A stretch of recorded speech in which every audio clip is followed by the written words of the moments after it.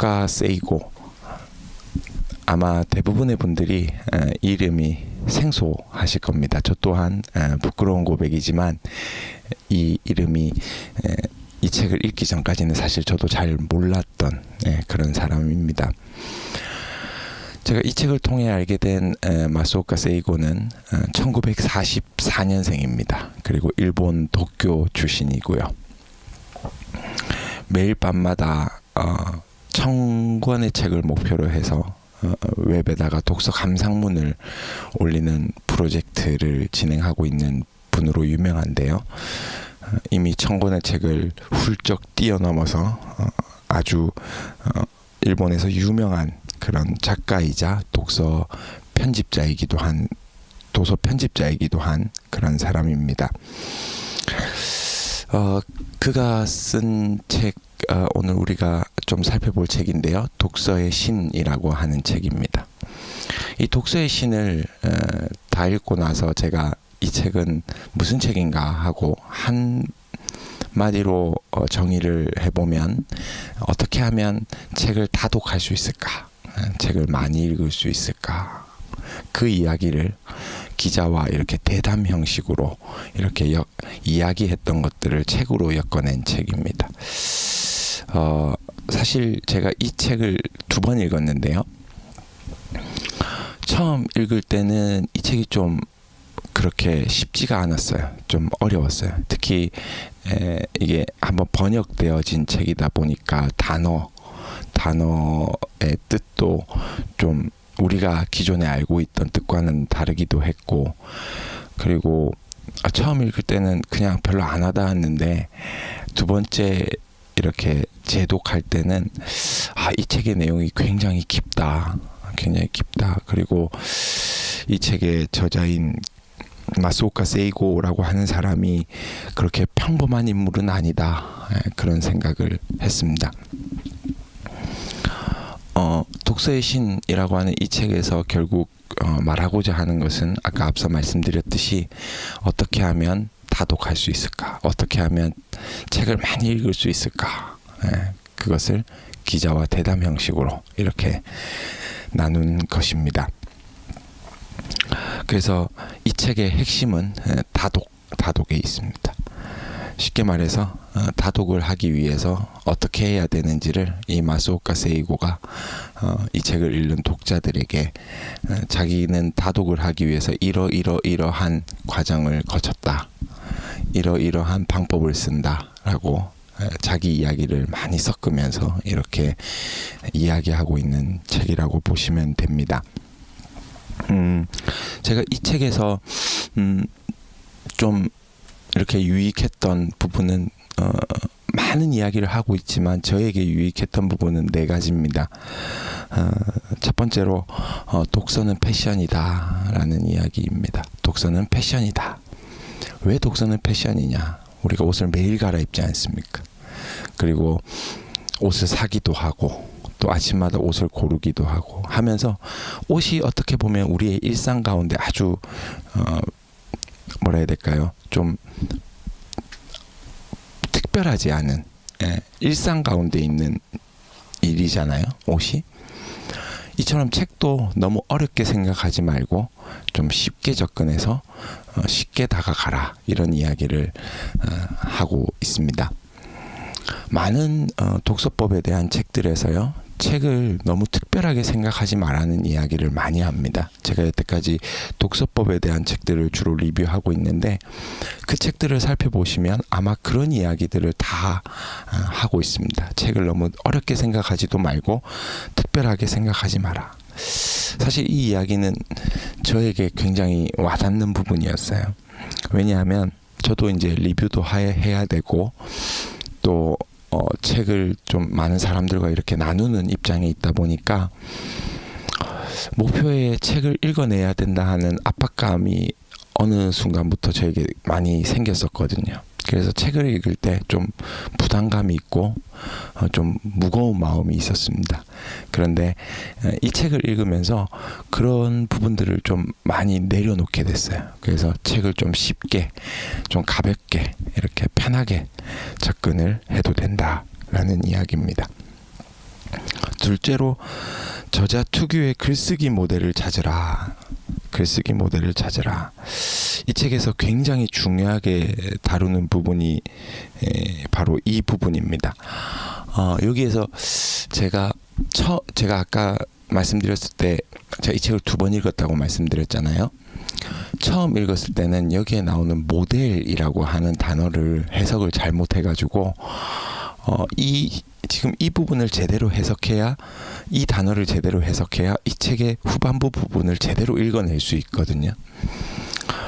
그래서 이 모델이라고 하는 단어를 저는 사실 처음 읽을 때는 사람, 어떤 인물의 의미로 저는 해석을 했었어요. 그래서 어떤 작가가 글을 쓸 때 어떤 자기만의 모델을 만들어서 그 모델로 삼은 사람의 글쓰기를 따라서 이렇게 글을 쓴다라고 이해를 했었는데, 그러다 보니까 뒷부분이 전혀 해석이 안 되는 거예요. 그래서 잘 이해가 안 되어서 다시 이제 읽게 되었을 때 이 모델이라고 하는 단어를 저 나름대로 해석할 수 있었어요. 거기에 보면 이 책에도 나오는 내용인데요.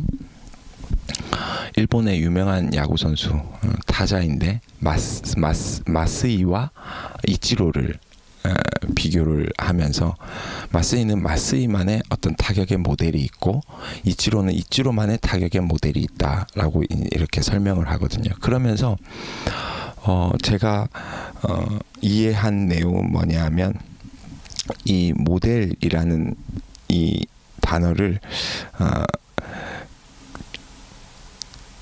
그 사람만이 가지고 있는 어떤 독특한 방식, 그 사람만이 가지고 있는, 어떻게 보면 개성이라고 볼 수도 있겠죠. 독특한 개성. 그래서 이거를 이제 제 나름대로 이해한 이 뜻으로 다시 이 문장을 좀 해석해 보니까, 저자는 저자 특유의 글 쓰는 방식과 개성이 있다. 그래서 그 개성을 찾아라, 그 독특한 방식을 찾아라, 이런 이야기가 되더라고요. 그러면서 이제 저자는 거기에 덧붙여서, 저자는 저자만의 글쓰기의 모델이 있고, 독자는 독자만의 이 글을 읽는 독특한 방식이 있다, 이런 이야기를 하면서, 독자는 독자 나름대로 그 글을 읽는 모델을 찾고, 저자는 저자 나름대로 글을 쓰는 모델을 찾아라, 책을 읽는 입장에서. 그런 이야기를 하고 있었습니다. 굉장히 저도 많이 공감하는 부분입니다. 제가 책을 읽을 때 한 분의 책을 여러 권을 이렇게 읽다 보니까 그분만의 독특한 글쓰기 방식이 있더라고요. 근데 그거는 제 생각에는 한 분의 책을 여러 권을 읽으면 그 사람만의 독특한 글쓰기 방식을 찾을 수 있습니다. 그런데 그 글쓰기 방식을 이렇게 찾으면 그 사람의 책을 읽을 때 굉장히 도움이 됩니다. 그래서 어떤 내용이나 이런 부분에서 오해하는 부분, 곡해하는 부분도 작아지고 굉장히 도움이 많이 되었습니다. 세 번째로 링크를 늘리는 편집적 독서. 이것도 이제 굉장히 중요한데요. 여기에서 이제 매핑이라는 단어를 씁니다. 매핑이라는 단어가 아마 생소하신 분들이 많을 텐데요. 쉽게 말해서 책과 책을 이렇게 연결시켜서 메모하는 것, 이렇게 이해하시면 쉬울 것 같습니다. 근데 이 매핑하는 법을 이분은 지금 2가지로 나눠서 설명을 하는데요. 첫 번째는 연대기적 노트를 만들라는 겁니다. 그래서 연대기적으로 매핑을 한번 만들어 보라는 겁니다. 이거를 제가 좀 설명해 볼게요. 연대기적 매핑이라고 하는 것은 고대부터 해가지고 현대까지 연도를 쫙 적는 겁니다. 노트에다가. 그런 다음에 연도를 쫙 적은 다음에 자기가 읽고 있는 책에 나오는 내용들이 어느 연대기에 들어가는지, 어느 연대에 들어가는지 메모를 해두는 겁니다.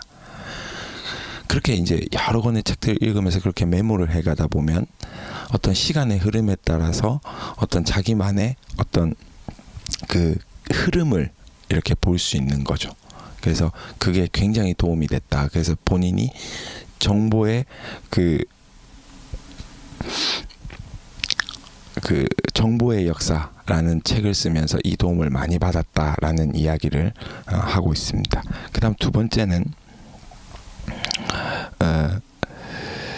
인용 노트를 만들어라는 겁니다. 이게 무슨 말이냐면 좋은 말이나 중요한 내용을 노트의 내용별로 이렇게 메모하라는 것인데요. 이 두 가지 다 이러한 매핑은 본인이 작가의 꿈을 가지고 있다라면 굉장히 도움이 될 것 같다라는 생각을 했습니다. 그래서 저도 다음부터 이제 책을 읽을 때 이런 매핑들을 좀 만들어 볼까라는 생각을 이 책을 읽으면서 했습니다. 근데 특별히 저는 인용 노트만 좀 생각을 했는데 연대기적 노트가 참 저에게는 도움이 많이 될 것 같았습니다. 마지막 네 번째로요. 키북을 찾아라입니다. 이건 무슨 말이냐면 여러 권의 책을 읽어 나가다 보면 이렇게 책들이 이렇게 서로 연결되어져 가는 걸 볼 수 있는데요. 특별히 이제 비슷한 장르나 이런 걸 읽을 때는요. 그러면 이렇게 쭉 연결이 될 때 자기한테 확 와닿는 이 저자는 이제 빛을 바란다 뭐 이런 말을 하는데요. 본인에게 빛을 발하는 한 권의 책이 있다라고 말하는데 저는 이제 제일 공감 가고 제일 이해가 잘 되고 제일 동의가 잘 되는 그런 책을 키북으로 삼아서 그 책을 근거로 해서 나머지 책들을 읽어나가라. 그래서 그 책이 키북이 되게 만들어라. 그런 이야기를 이 저자가 하고 있습니다. 저는 이렇게 네 가지를 이 책을 통해서 발견했는데요. 사실 제가 앞에서도 말씀드렸지만 이 책을 처음 읽을 때는 별 감흥이 없었습니다. 그냥 어렵다라는 생각만 했습니다. 그래서 내용 자체가 읽어보시면 아시겠지만 그렇게 가볍지 않습니다.